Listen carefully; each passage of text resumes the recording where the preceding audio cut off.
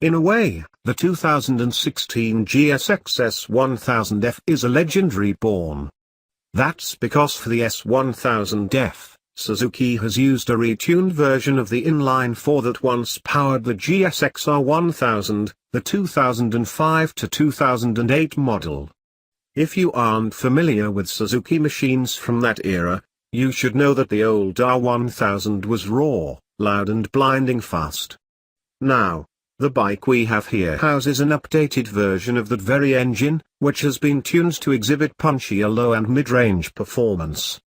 The S1000F's throttle is sensitive and the bike is anxious to get going. So much so, there's a little jerk when you roll on the gas initially, but once you move past that, power delivery is smooth and linear. If you crave serious performance, the close of the tacho needle climbs toward the 11,500 revolutions per minute limiter, the better it gets. The engine may be from a near or long gone, but even by today's standards, it's one of the finest, most refined mills in this category with vibrations at a bare minimum.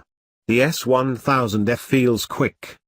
Although, it doesn't come with any power delivery modes, it does get two essential riding aids in the form of ABS and 4-level traction control, 1, 2, 3, and off, both of which work quite well.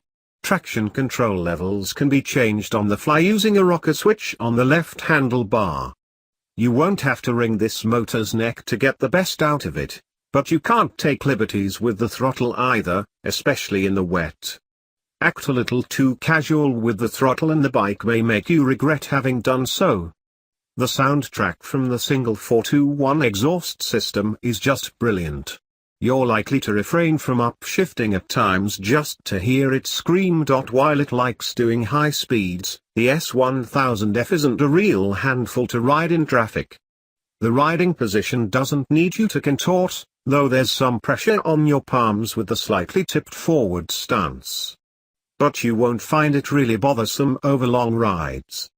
The seat is nicely shaped and has enough cushioning, so day-long trips will be a comfortable affair. The clutch feels moderately soft and manageable for city use, too. However, this bike is in its element out on the highway. The suspension setup is on the firmer side, with the inverted telescopic front offering 3-way adjustment, while the single-link type coil spring at the rear is adjustable for preload and rebound. The new twin-spar aluminum frame lends a sporty feel to this Suzuki.